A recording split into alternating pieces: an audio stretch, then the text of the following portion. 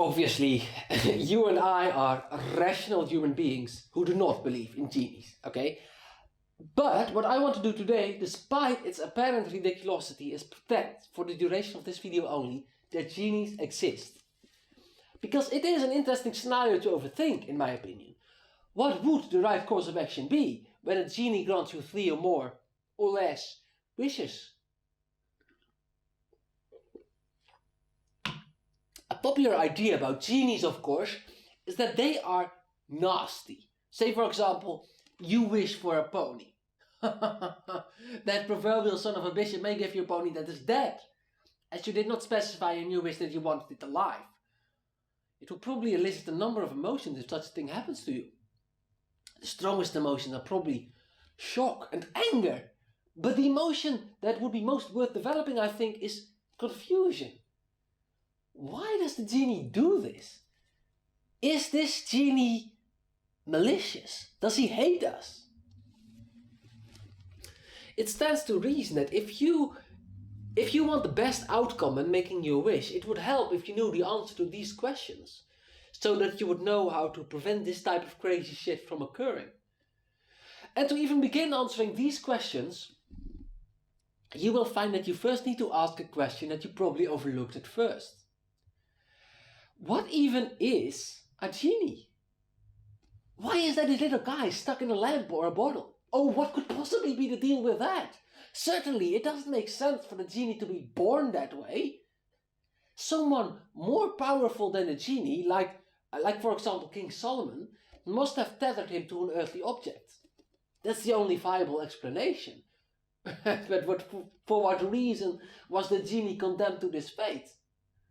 I guess a reasonable assumption would be that genies had been made into genies as a kind of punishment. Essentially, that they may be some sort of low-ranking spirit doing a kind of celestial community service. If we look at it that way, it may make sense that they do not seem interested in fulfilling your wish wholeheartedly. That could be a partial explanation for why the genie behaves in such an obtuse manner. But many nights of wrestling with this issue have actually led me to believe that something else entirely is responsible for the genie's behavior. I think it is a fairly reasonable assumption that the fulfilling of wishes is not easy for them. After all, a genie, by all accounts, is not all-powerful. Therefore, the fulfilling of your wish must take the genie effort. If you wish for that pony, he has to get the pony from somewhere, like a pony farm, and bring it to you. It may also be in his power, of course, to perform an act of creation and make a new pony for you out of nothing, rather than stealing it from somebody's pony farm.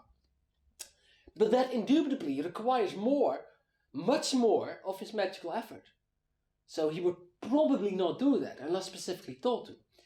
In addition to that, the magical transportation of the pony may be harmful for the pony, unless of course he creates some sort of magical field to protect it, which again is additional effort. So what I think is that when the genie delivers you a pony that is dead as opposed to alive, it is not yet warranted to immediately assume malicious intent. Because what you asked of the genie may simply have been a very tall order. You may have given the genie a burden that is too much for him to bear.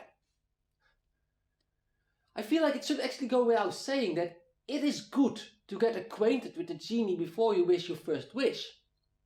Obviously, it is the polite thing to do. But you also need to do it, because you need to understand first what wishes are reasonable for this particular genie to fulfill. Of course, it may be a very powerful genie for whom it is very easy to create a pony out of nothing, but you don't know that.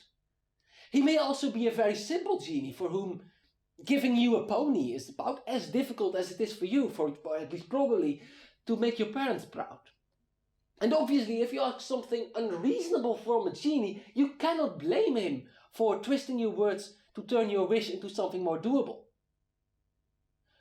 I think that people are very quick to make things personal. It's a typical human reaction to think that the genie has done you dirty out of some sort of spite, when in reality, the genie may simply have merely been doing what he had to not break his back for you.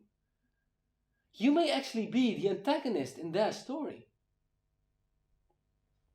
It is, in my opinion, irrelevant, by the way, that genies do not exist.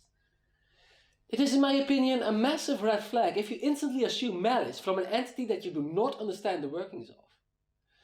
Because, as a matter of fact, we do not understand the workings of our fellow human beings either, be it to a lesser extent.